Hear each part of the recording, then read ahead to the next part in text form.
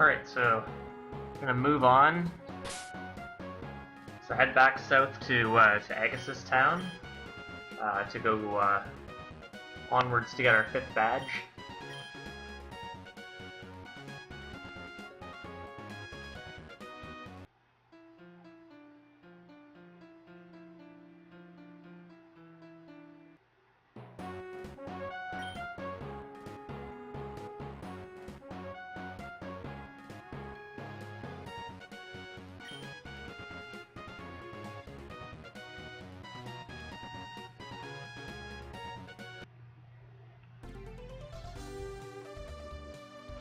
So not a whole lot of action for the next short little bit.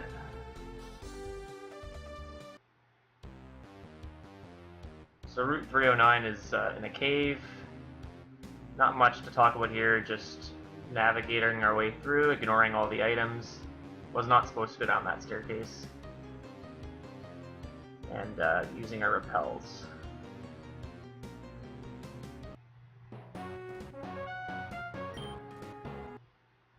So coming up on this route, we're going to have a couple of optional fights.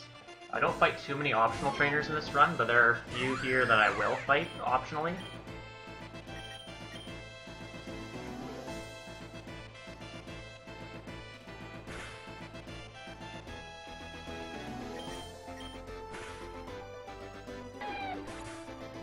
On this Dival, I usually Brick Break. But because I'm short on Brick Breaks, I had to Hone Claws and Karate Chop. So again, yeah, back to the reason. This is the first optional. The reason why I fight the optionals is because of the upcoming gym leader. One of his Pokemon is very fast, and you get a few extra levels here with the extra encounter, which gives us enough levels to outspeed. I need to still do a little bit of work to determine whether a certain speed IV will help me, but this is the safest method so far that I've found. So this fight's pretty straightforward. All the Pokemon are one-hits after a Hone Claws, or 2 Hone Claws rather. The reason why we're Hone Clawsing at all is because of the Ampharos here. We want to make sure we can one-hit it with Brick Break. So without the boosts, Brick Break does just over half, but with the 2 Brick Breaks it effectively doubles our attack. The other Pokemon are all bugs, so they go down easily.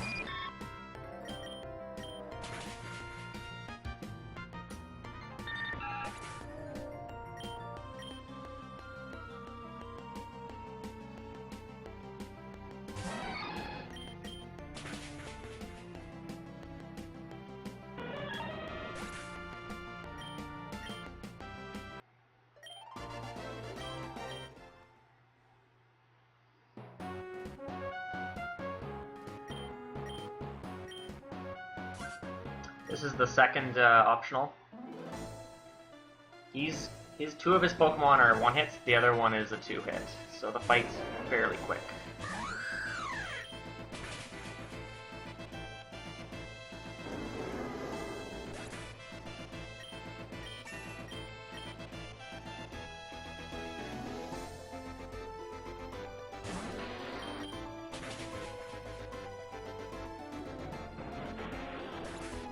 We see some Gen 3 action happening in this fight.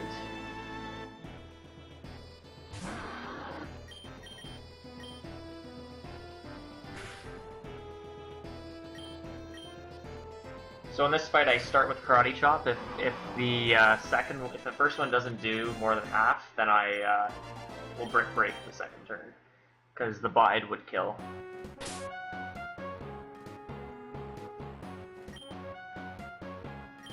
The next fight's gonna have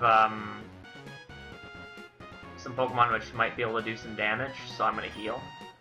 Save here just to avoid this spinner.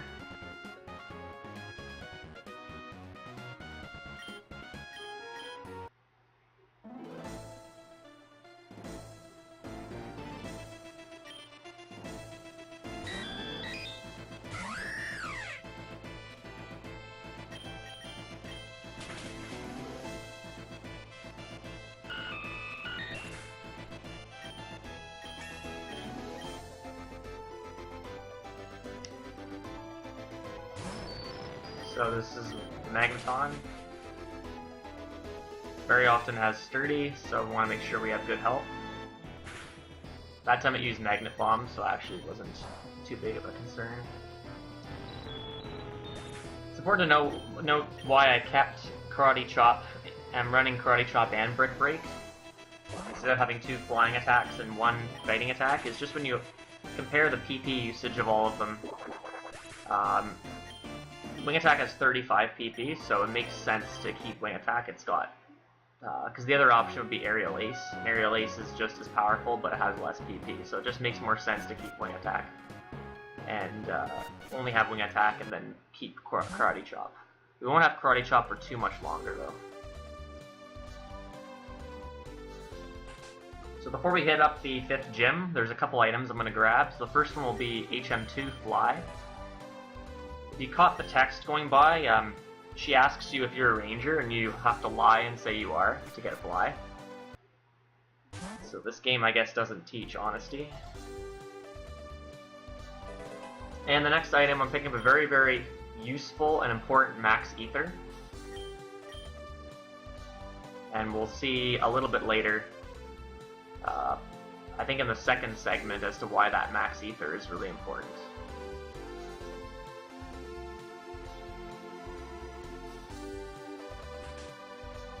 Now we're in the gym. So this gym is in the dark. We could have gotten Flash to navigate our way through, but it's not too bad. There's about 4 or 5 spinners we have to pass on the way. So we'll take this opportunity to heal, teach Rock Slide to our Hawlucha over Karate Chop. Rock Slide is another move we're going to be keeping all the way through the run. Very, very useful, helps with the type coverage quite well. And we're going to teach Fly to our Fly Slave, which is Noibat. We could teach Fly to Hawlucha, but we don't want to be dealing with 2-turn moves in battle, even though Fly is much more powerful than Wing Attack. And the last thing we're going to do is equip another Persian Berry onto the Hawlucha. We're going to need it for the gym leader. This gym, you can just barely make out the trainers as they rotate, so you can. What I usually do is save before each one, and then navigate my way through, or at least before every second one, or so.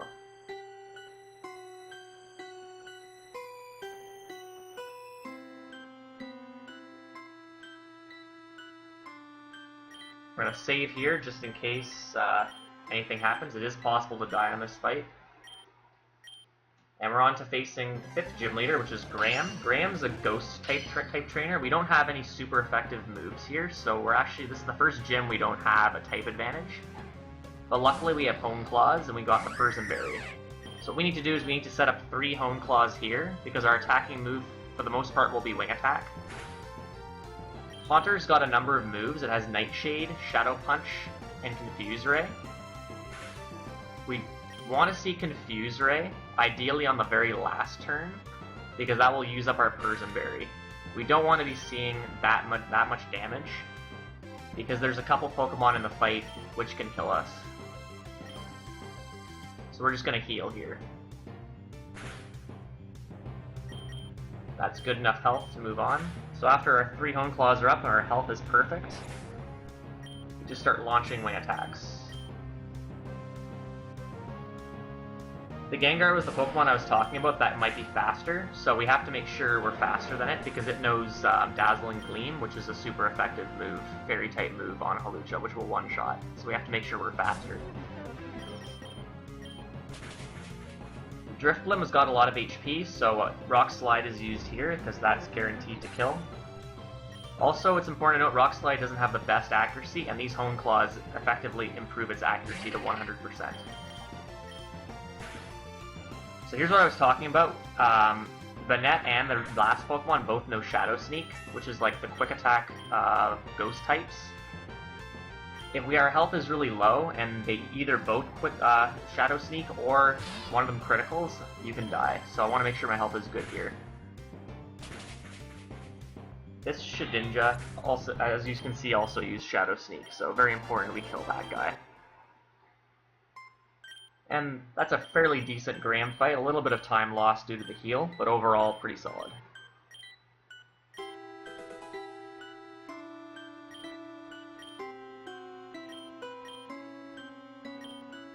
So as you can see, we got the first 5 badges in about an hour and 15 minutes, which is really, really fast.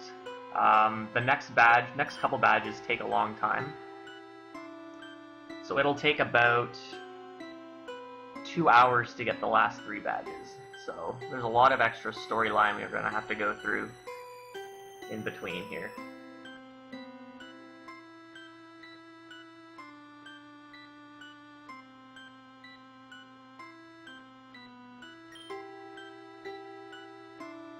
It's also important to note, if you're wondering why I'm still trying to dodge these trainers, for some reason in this game, you can, even if after you beat the gym leader, the junior trainers can still fight you.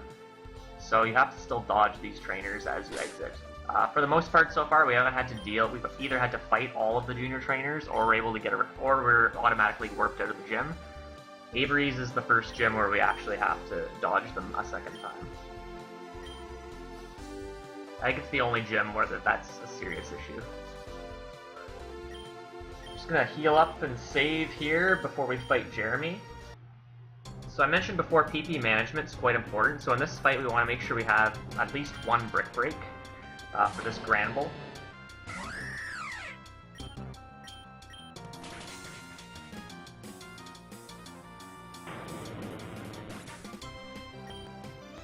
If Granbull has Intimidate, we might have to Home Claws to beef up our attack again.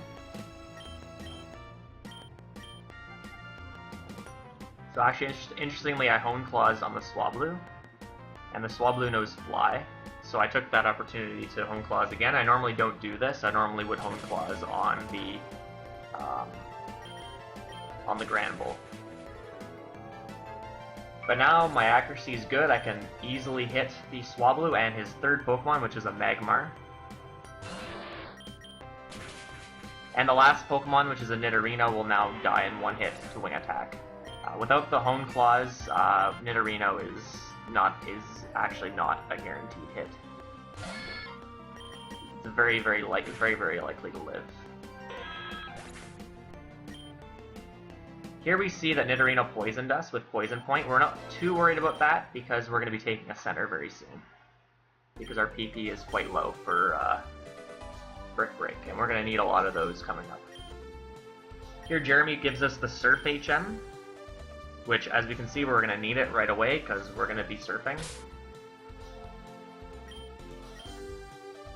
So again, we'll take this opportunity just to do a couple things. We'll repel and teach Surf to Horsey.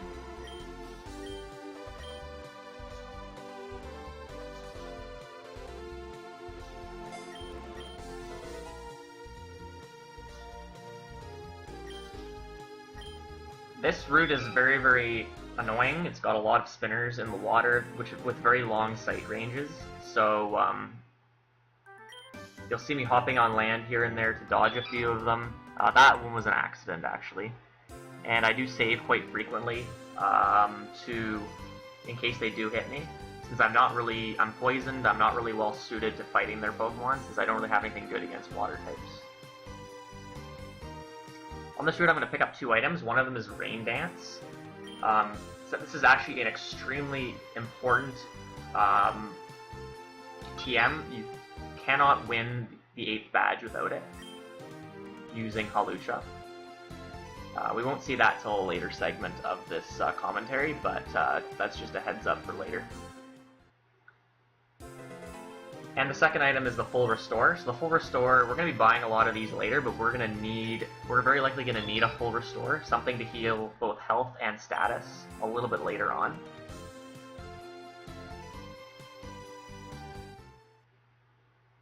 So another mistake hopping on land a number of times. No big deal.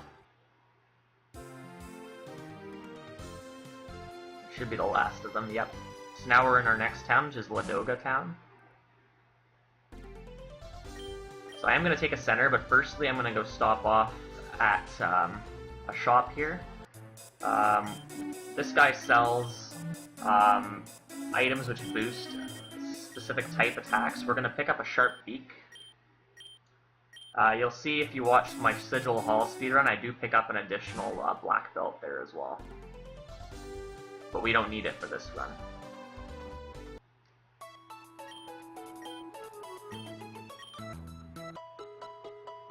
So the next fight is can be very trolly, and a lot of time can be lost here. In this run, it went extremely well, and this is the main reason why I saved time on this split.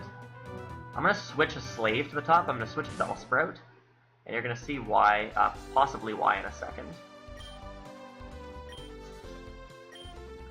So you can see that Team Olympus is now trying to summon another legendary Pokemon.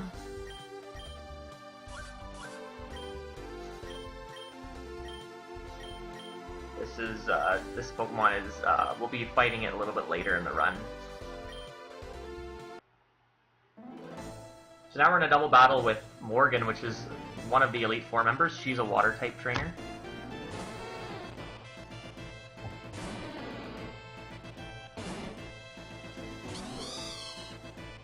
So you can see here why I put Bellsprout on top, because Stantler is 50-50 to have Intimidate, and we don't want our attack to be lowered at all. So we're just going to allow Bellsprout to take that attack drop, and then we hope that the opposing Pokemon actually kill Bellsprout.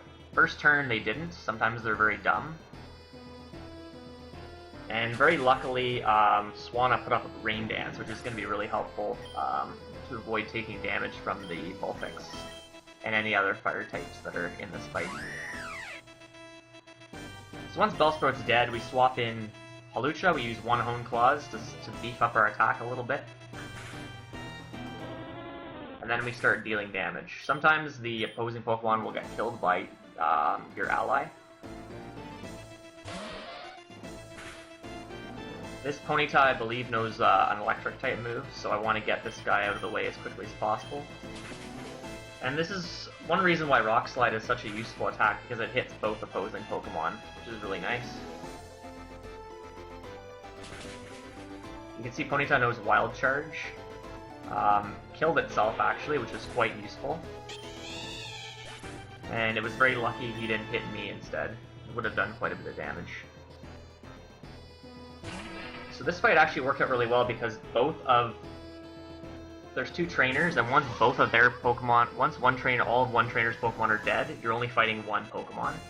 So in this case, I'm going to just take out the Solrock here, and then the rest of the fight will be 2-on-1, which makes it a lot easier. Because your ally will actually hit the opposing, the same Pokemon as you, which will make everything a whole lot easier.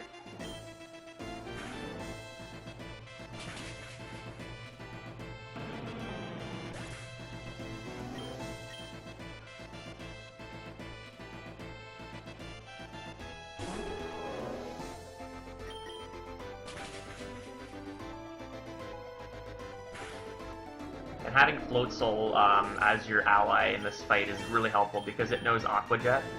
It actually generally tends to do more useful things than Swanna does.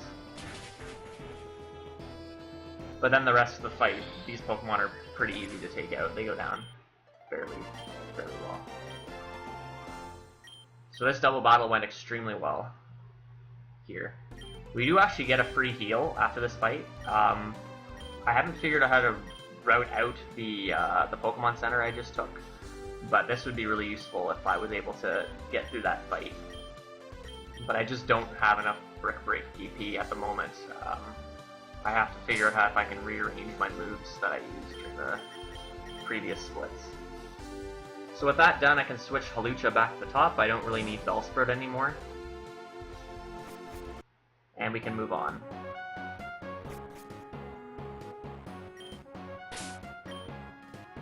There's a couple of spinners in this area, so we're just gonna take the opportunity to dodge those. That Super Repel was actually an accident.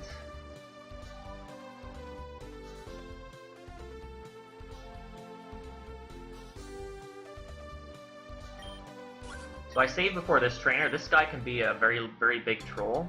He's only got one Pokemon, it's a Tropius. Unfortunately, I can't one-hit it unless I critical. And this guy knows Whirlwind. So Whirlwind swaps in one of my ally Pokemon. And I really need this PP, or this experience. So I usually have to let that ally die rather than switch back my Hawlucha back in, because he could just keep using Whirlwind. So that fight could go very poorly. Luckily I got Magical Leaf there, so that works out really well.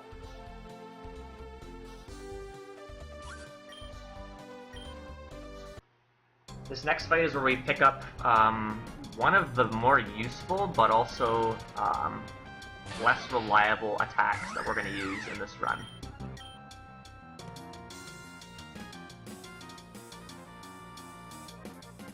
So unfortunately we got Sand Attack from Kabutops here, so I have to set up with Hone Claws again. You're going to see why in a second.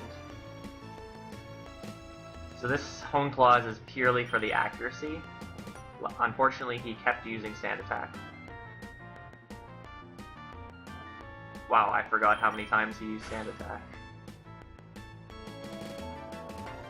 He used Aqua Jet right there, so that was good.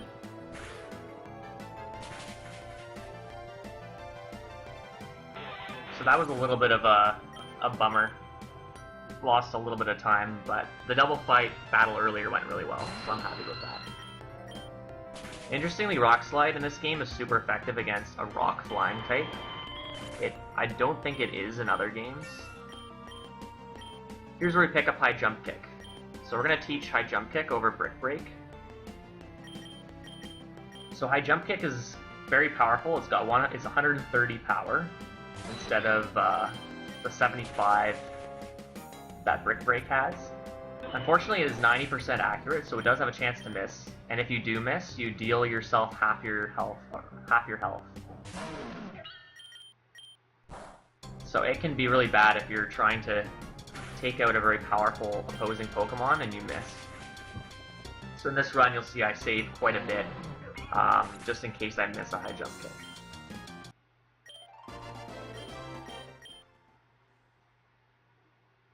And we're going to see the High Jump Kick is... We test the accuracy of High Jump Kick quite a lot in the next upcoming fight. Here we heal to full, because the next fight is quite scary, and we're going to equip a Persim Berry. So I mentioned in earlier, we want to sometimes want to take advantage of Swagger.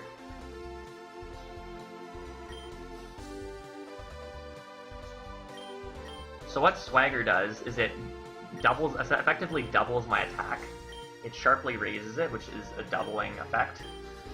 It also confuses you. So in the case, it is a bit of a double-edged sword, because Pokemon that's been swaggered could deal a lot of damage to itself in confusion, but could also one-hit you quite easily. And with Hawlucha, with very, very high attack, the swagger could actually be very, very dangerous to an opposing Pokemon. And also to myself. I could do a lot of damage to myself. So interestingly, I didn't need the Persim Berry here. Usually that Klefki is faster than me and uses either Substitute, which wastes time, or it uses Swagger. When it uses Swagger, it raises my attack and confusion, but the Persim Berry heals off my confusion, and then I can just one-hit everything really easily. That time he didn't use it, so I actually had to set up a Hone Claws on the Croconaw, and I didn't take too much damage, so it wasn't really much of an issue. And now with the Hone Claws, I've got the accuracy high enough that I won't miss a High Jump Kick. So essentially my accuracy is nearly 100%. I think I've missed one High Jump Kick with an accuracy boost before. But it effectively makes your accuracy 100%. And the rest of this fight's pretty easy. The Aggron can have Sturdy, but that's about all that could go wrong. Other than that, the Klefki is really the big problem here.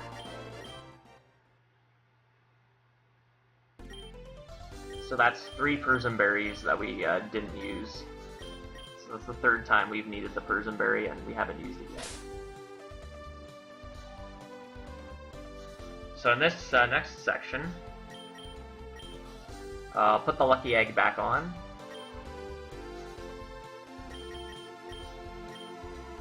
I actually could go without the lucky egg because I'm only going to have it on for a few fights. I'm going to use a repel here because you can get encounters on this bridge. And we're gonna pick up a couple rare candies on the bridge. We'll save them actually for near the end of the run because it's much more useful to use rare candies near the end because it saves a lot more experience. But we're gonna have to dodge a few trainers here, a few spinners.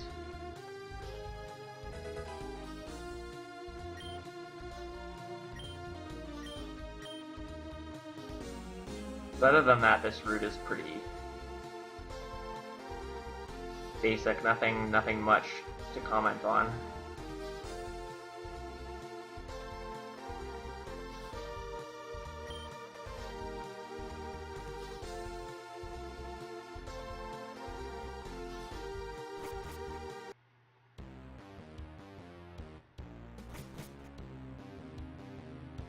This cave, there's nothing of interest here.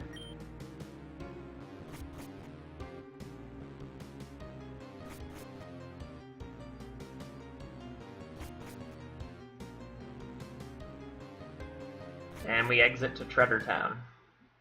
So here we've got to do a few things. We're going to go to the gym. We're firstly going to go pick up an HM from Mr. Briny, if anyone remembers from Pokemon from Gen 3. He gives us Waterfall. We don't need Waterfall just yet, but we're going to need it a little bit later. And then we're going to head off to the gym. We actually do need to make a stop at the mart. I forgot to do it in this run. I think I do it after the gym, but we do need to stop there. Here's the puzzle aspect of Pokemon Omicron. So we have to do some puzzles of some fossil Pokemon. For the most part, I've remembered where everything goes. I do actually have an image of the solutions up while I'm playing, just in case. But they're pretty straightforward, they're not too difficult. As long as you know what the Pokemon look like, you're pretty good.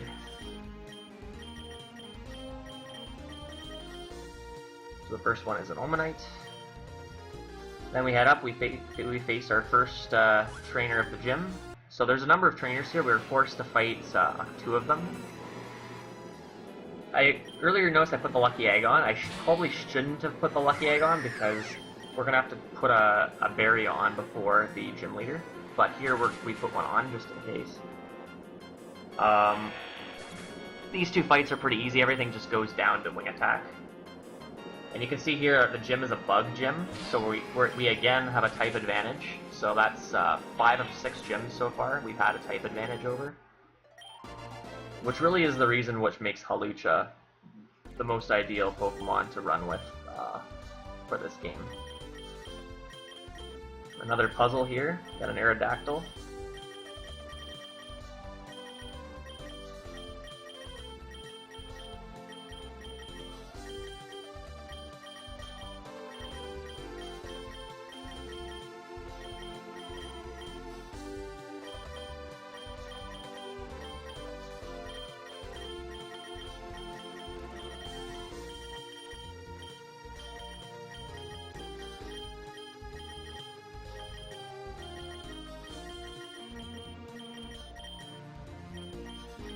Little mistake there.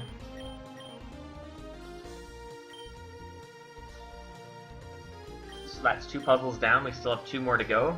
This last one is a Ho-Oh puzzle.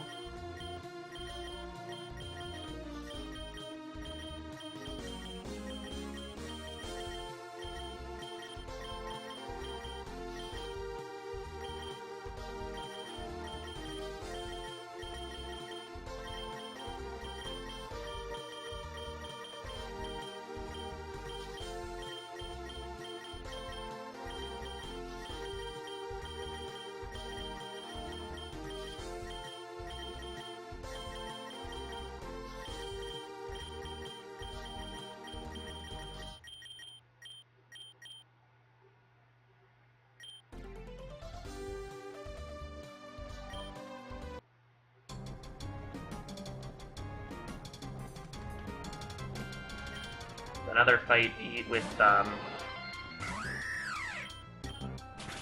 3 easy one-shots.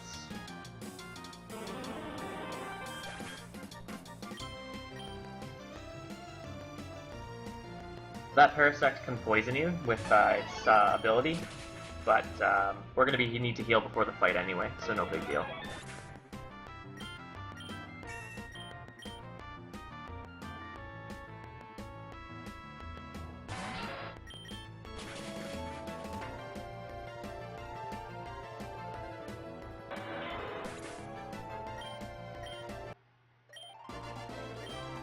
So we have one more puzzle coming up. So I'll just briefly talk about, so this puzzle is actually a swap puzzle, so you can only swap tiles with adjacent tiles. So what I tend to do is move the top up first, and then fill it in from the top down. I'll briefly talk about the next fight, because there's a lot to go over. The first Pokemon he has is a Parasect, which has a Focus Sash, so you can't one-hit it. You have to set up on it anyway, but you also have to set up a couple of Hone Claws. It has a pretty nasty moveset. It has Poison Powder, Spore. Poison Powder, which can poison you, Spore, which can put you to sleep, Slash, and X Scissor. So Slash and X Scissor aren't bad at all. Actually, it has Growth as well. I don't think it has Slash. It either doesn't have Slash or X Scissor. Anyway, so in that setup, you're likely to see Poison Powder or Spore, so you kind of have to set up Berry on that. So I elect to set up a Chesto Berry, because I can kind of get through the Parasect while poisoned, because I do have a chance to heal on a later Pokemon. But I could put a Pecha Berry on for this fight as well.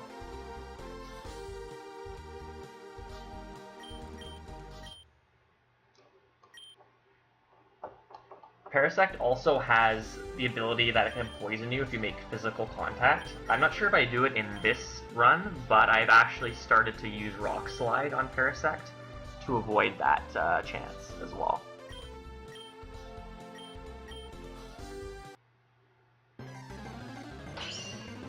So we'll see what happens here.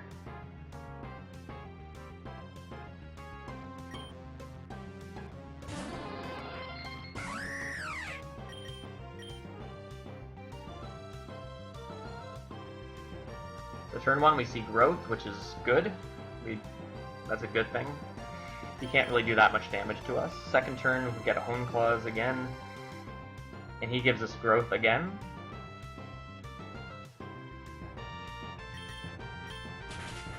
And now we have 1 turn left from Parasect. And he gives us Growth a 3rd time, which is probably the best possible situation. And now that he's used up his Focus Sash, we can finish him off with Wing Attack, and everything's good.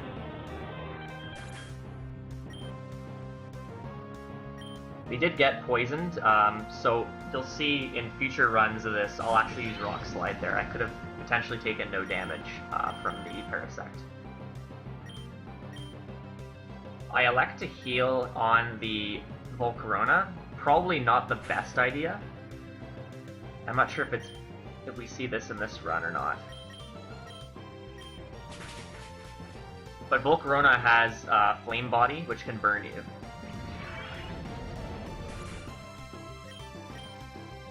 Which we didn't see here, so again I use Rock Slide on that fight.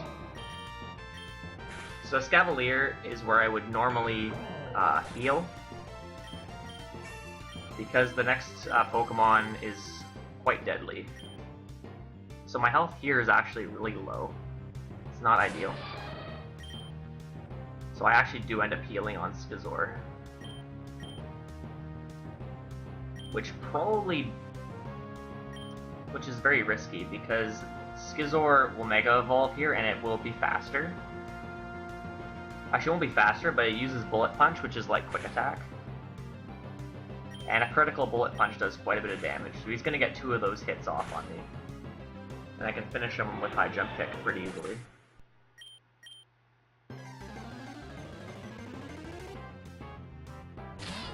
Now we get another Shedinja.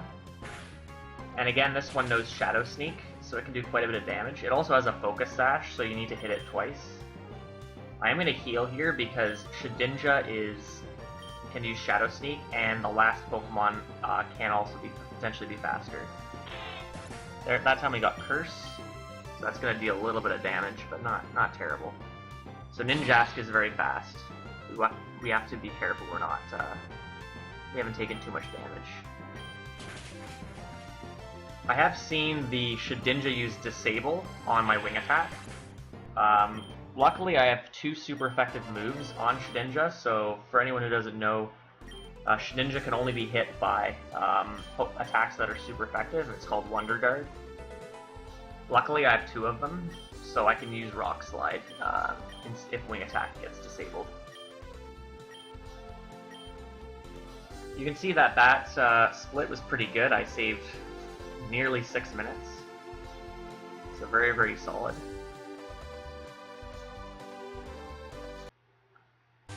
So now that we're done with the gym, we can move on, and we have a Team Omicron sequence. First I'm going to go to the mart because I forgot to go earlier.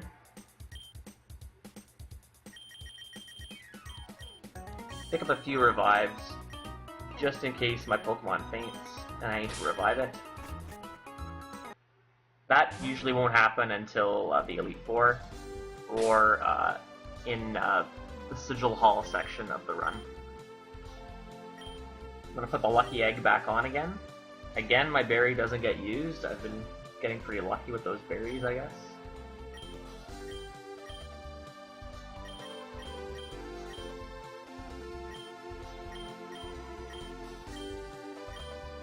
So we're supposed to be going into Mount Crest, which is that doorway you see on the right there. But we overhear the plans of Team Olympus, and Athena kidnaps us.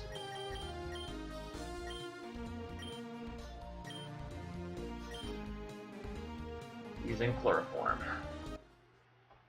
So now we're trapped. Luckily Graham comes in and rescues us.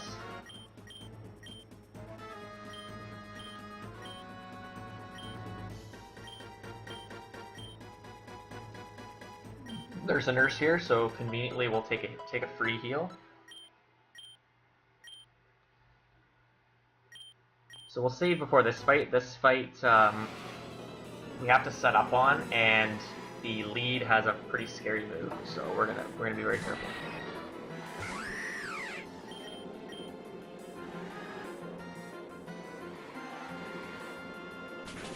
So Golbat has Acrobatics. Acrobatics is a very powerful move, well over 100 power, and it's super effective. So if it criticals, I'm dead, so that's why I save.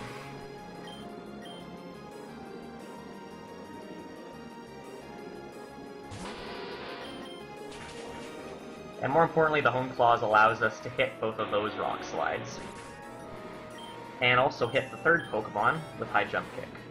So you'll see there's a bit of a theme in this run. If I need to use a lot of Rock Slide and High Jump Kick, I typically use a Hone Claws for the accuracy boost. If I only have to hit one, I usually don't bother with the Hone Claws and I just save, because the chances of me hitting the one are much more likely than hitting 2 or 3, or even more.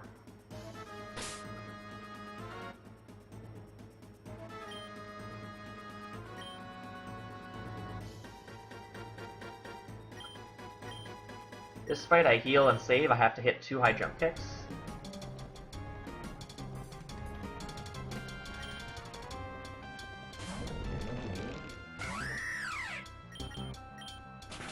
And because they both, well, at least one of them, but potentially both of them have Sturdy, I usually don't bother Hone Clawsing here. So it can be quite risky again, because I would deal half my health in terms of damage to myself if I miss a High Jump Kick.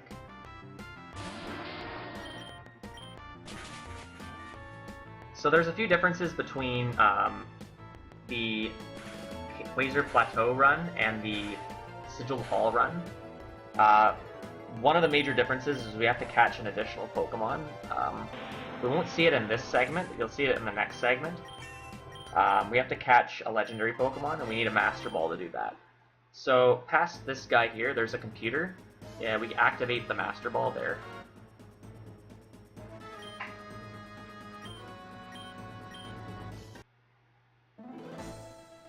which we would then pick up a little bit later in the hideout.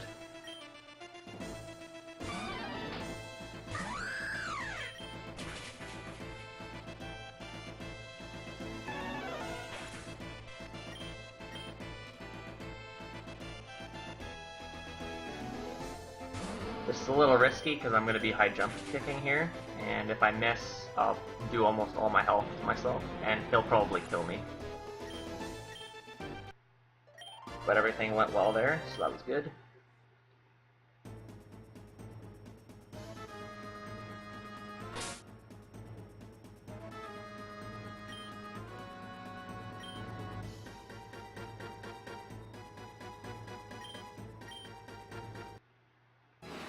We're going to heal the full for this fight. We do need to set up again, and this Ninetales can do quite a bit of damage. So we're going to use the Hone Claws here. The second Hone Claws is an accident, it's because Ninetales used Safeguard, and then brought me right back to my fight menu really quick, so took me a little bit by surprise.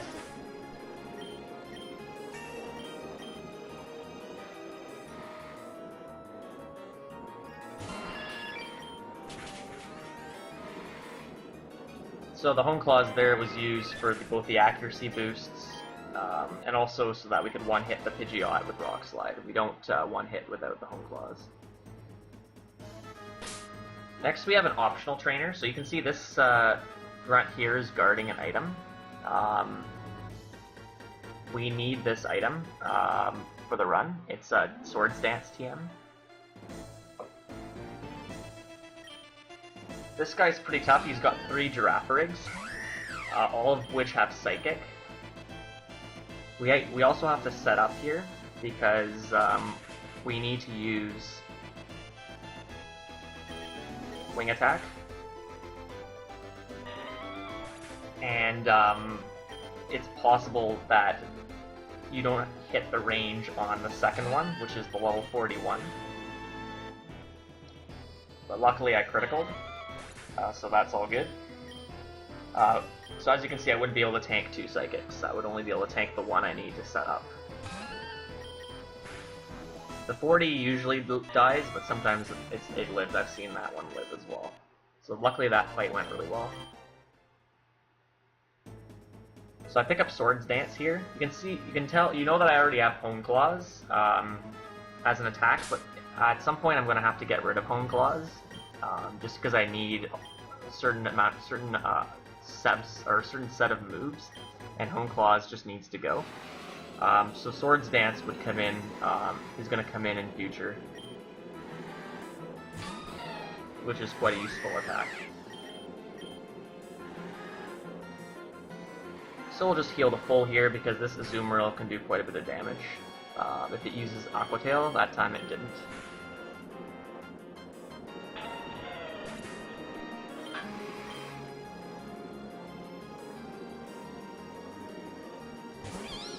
So the Hone Claws there was so that we could one-hit the Among Us with a Wing Attack.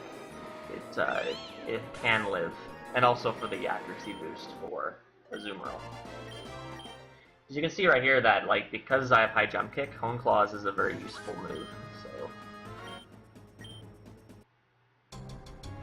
So another thing to know about the Master Ball, if you recall before this fight started, there's a pathway at the bottom heading left.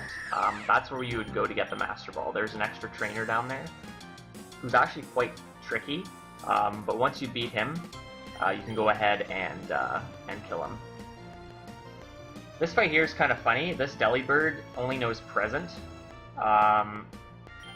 and you need to set up twice with Hone Claws to be able to one-hit a Pokemon later in the fight.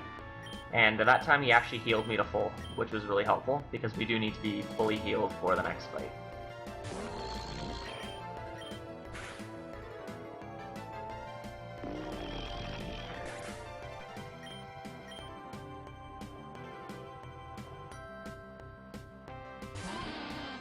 The second Hone Claws is necessary so you can one-hit the Dunsparce.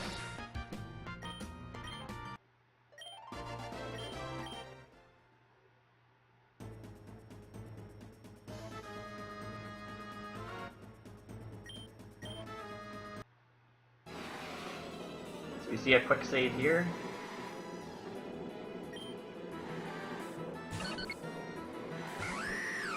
So the Togetic isn't the issue, it's Pokemon coming up in the fight.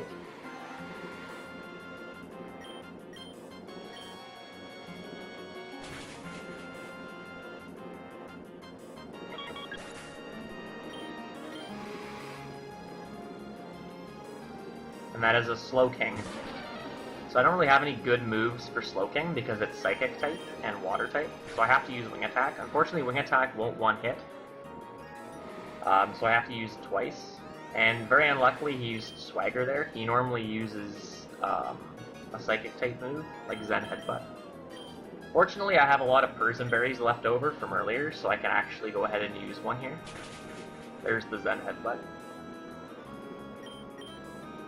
So if that criticals, that will do nearly my entire health bar, so it's very important to be fully healed for this fight.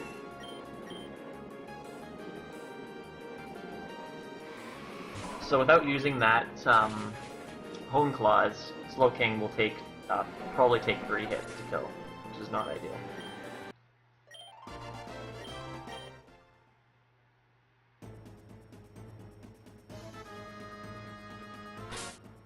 The next fight we're going to heal up a little bit.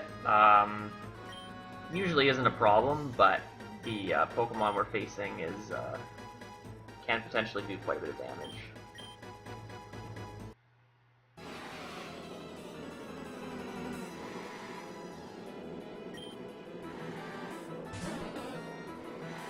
So the Golduck can do quite a bit. It knows Zen Headbutt as well, which could potentially do quite a bit of damage.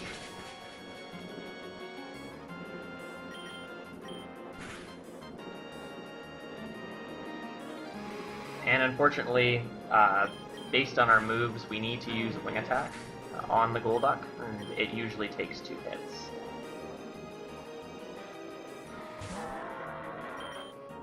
And it's faster to use 1 Hone Claws and 2 Wing Attacks versus 2 Hone Claws and 1 Wing Attack, so I just do that.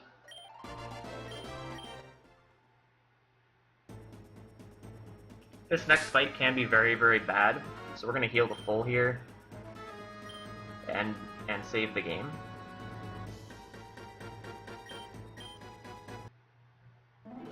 This guy's got the 3 original evolutions, so we have Vaporeon, Flareon, and Jolteon.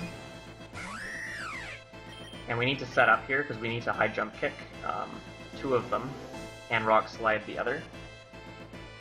The Vaporeon typically uses Muddy Water, which can drop my accuracy, which is obviously bad since I want my accuracy to be really good. That time it used Acid Armor.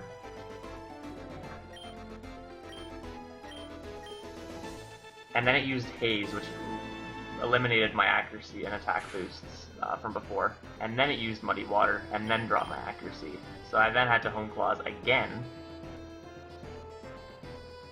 And that time he missed Muddy Water. So that fight went really poorly, because I got Acid Armor.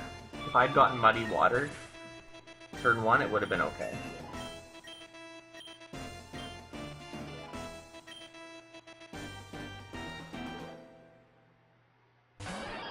And now that we have the accuracy, we can just one-hit all these Pokemon. It's important to know right now I only have 1 High Jump Kick left. I'm going to need that 1 High Jump Kick for the last fight in this section. And so that's why I use Rock Slide on Flareon. Whereas I need High Jump Kick for Jolteon.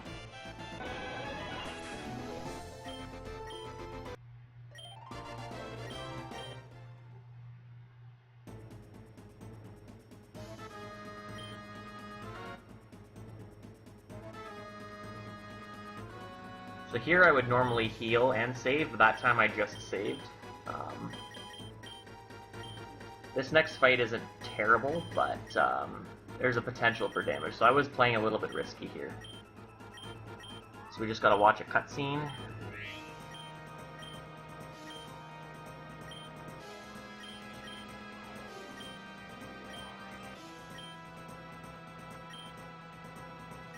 So back, some more Team Olympus shenanigans happening here. And now we have another Elite Four member joining the fray. So this is Corlett. We don't actually fight alongside him. Luckily it's a single battle with Athena.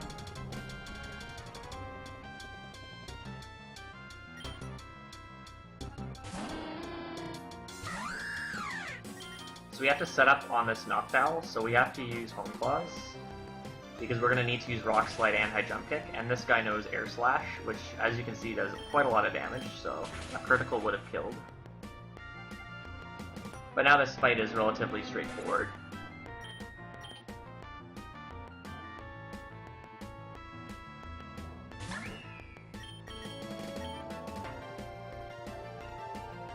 Nothing much can go wrong here. Nothing has extreme speed or anything like that, so...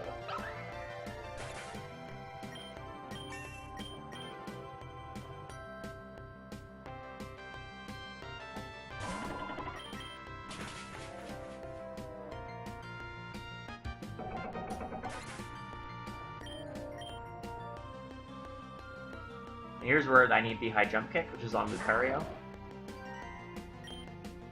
High Jump Kick is the only thing that will kill Lucario.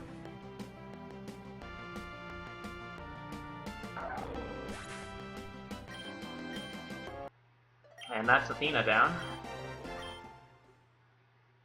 Saving a little more time on this split.